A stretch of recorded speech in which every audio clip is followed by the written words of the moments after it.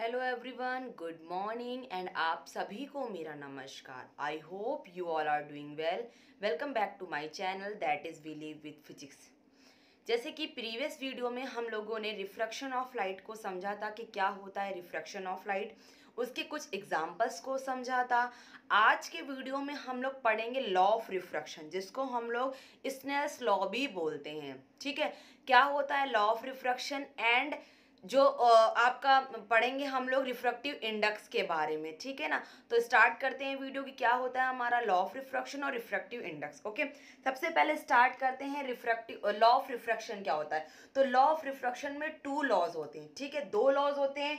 दो लॉज में जो पहला लॉ है वो क्या बताता है, पहला लॉ बताता है कि जो हमारा इंसिडेंट रे होगी, जब भी कोई भी हमारा किसी भी लाइट रे, कोई भी लाइट रे हमारी रिफ्रैक्ट करेगी।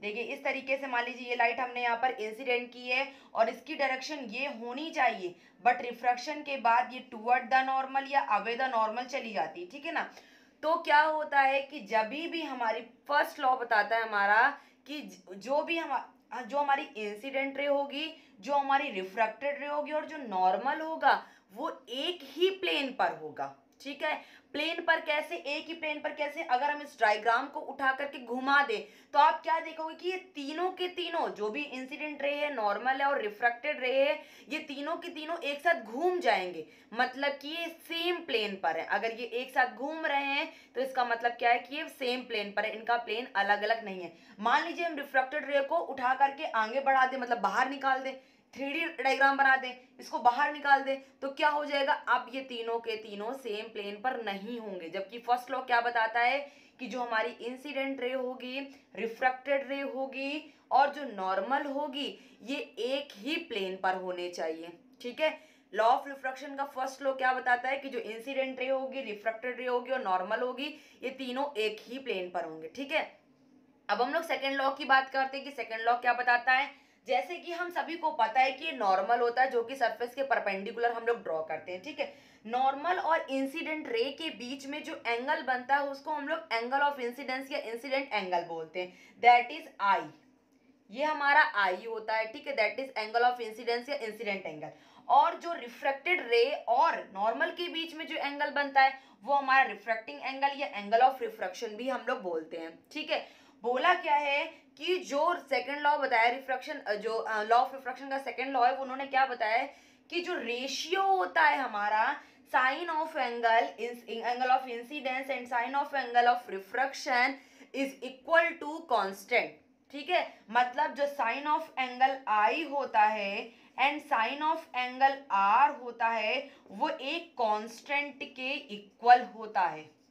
ठीक है, एंगल आई और एंगल आर का जो रेशियो होगा साइन ऑफ, वो इक्वल होगा कांस्टेंट के। ठीक है, लेकिन ये चीज एप्लीकेबल होगा जब दो मीडियम होंगे, अलग अलग मीडियम होने चाहिए। मान लीजिए ये रेयरर मीडियम है और ये डेंसर मीडियम है, और रेयरर टू डेंसर में ही यही प्रॉपर्टी होती है कि जब हमारी कोई रे इंसिडेंट होती है तो आफ्टर रिफ्रैक्शन वो नॉर्मल के टूवर्ड जाती है, नॉर्मल के पास जाती है।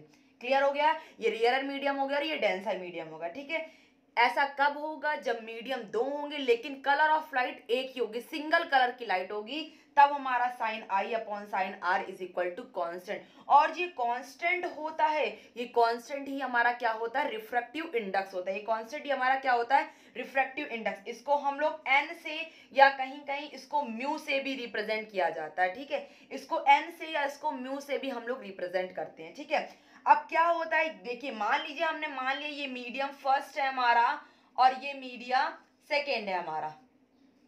ठीक है, ये मीडिया फर्स्ट है और ये मीडिया सेकेंड है। क्लियर हो गया, ये मीडिया फर्स्ट और ये मीडिया सेकेंड। मीडियम फर्स्ट और मीडियम सेकेंड की जब हमारी कोई रे मीडियम फर्स्ट से मीडियम सेकेंड की तरफ जाएगी तो जो sine I upon sine R की वैल्यू होगी, sine I upon sine R की जो वैल्यू होगी वो refractive index of second medium with respect to first होगा। इसको हम लोग 1n2 भी लिख सकते हैं और इसको हम लोग n21 भी लिख सकते हैं, एंड इसको हम लोग लिख सकते हैं n2 अपॉन n1 के इक्वल भी लिख सकते हैं। ठीक है, क्या बोला गया है कि जो sine I upon sine R का रेशियो होता है वो 1n2 that is refractive index of second medium with respect to first, या इसी इसी रिफ्रैक्टिव इंडेक्स को हम इस तरीके से भी लिख सकते हैं, refractive index of second medium with respect to first, और इक्वल टू n2/n1 भी हो सकता है। क्लियर हो गया। रिफ्रैक्टिव इंडेक्स हमारा वेलोसिटी पे डिपेंड करता है, ठीक है, जिसकी वेलोसिटी ज्यादा होगी उसका रिफ्रैक्टिव इंडेक्स कम होगा। मतलब कि n2/n1 की बात करें तो ये इक्वल होता है v1/v2 के। क्लियर हो गया। ये इक्वल होता है हमारा v1/v2 के, मतलब n2/n1 जो आपका आएगा रिफ्रैक्टिव इंडेक्स वो इक्वल होता है v1/v2 के, जो कि इनकी वेलोसिटी होती है। जब हमारा कोई, आपको पता है कि जब हमारी कोई रे एक मीडियम से दूसरे मीडियम में जाएगी तो उसकी वेलोसिटी में चेंजमेंट होता है, और वेलोसिटी में चेंजमेंट की वजह से ही हमारा रिफ्रैक्शन होता है। सो जो रिफ्रैक्टिव इंडेक्स होगा वो इक्वल होगा v1/v2 के, ठीक है। जो रिफ्रैक्टिव इंडेक्स होता है वो विवग्योर, जैसे हम लोग विवग्योर लेते हैं, लाइट के कलर में विवग्योर होता है हमारा, ठीक है। ये जो violet colour, indigo, blue, green, yellow, orange, red, इसमें जो रिफ्रैक्टिव इंडेक्स होता है वो वायलेट कलर का सबसे ज्यादा होता है और रेड कलर का सबसे कम होता है, ठीक है। रिफ्रैक्टिव इंडेक्स जो होगा वो वायलेट कलर का सबसे ज्यादा होगा और रेड कलर का सबसे कम होगा, ठीक है। अगर हम लोग किसी की वेलोसिटी बढ़ती है तो उसकी वेवलेंथ भी बढ़ेगी, बट लेकिन अगर फ्रीक्वेंसी की बात करें तो फ्रीक्वेंसी में कोई भी चेंजमेंट नहीं आता है, ठीक है।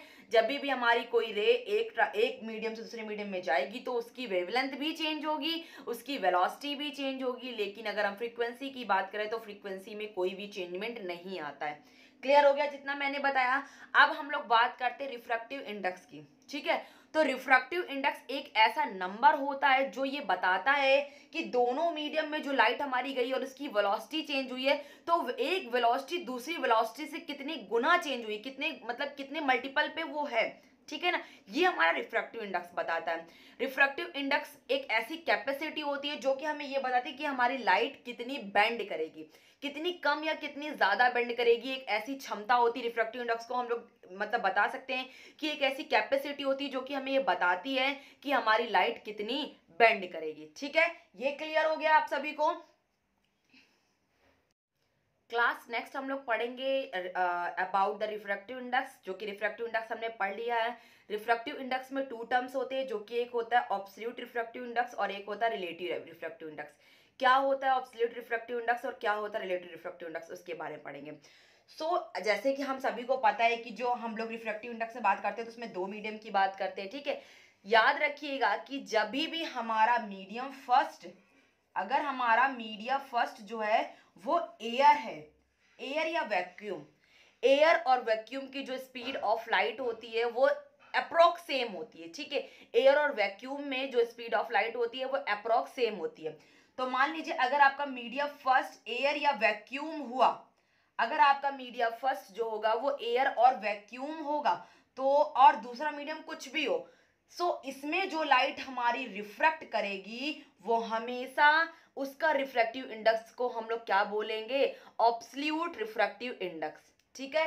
ये याद रखिएगा कि अगर आपका फर्स्ट मीडियम एयर या वैक्यूम हुआ, क्योंकि इसमें लाइट की जो भी लाइट की स्पीड होती है वो अप्रॉक्स सेम होती है, तो उसमें जो भी हमारा रिफ्रैक्टिव इंडेक्स होगा वो किसके इक्वल होगा, एब्सोल्यूट रिफ्रैक्टिव इंडेक्स के इक्वल होगा। और जिसको हम लोग लिख सकते हैं n is equal to C/V, जो कि हमारा C होता है speed of light in air और वैक्यूम, और V का मतलब होता है speed of light in any other medium. Clear हो गया। अगर हमारा इसकी क्या कंडीशन है कि फर्स्ट मीडियम जो है वो एयर या वैक्यूम ही होना चाहिए। क्लियर हो गया।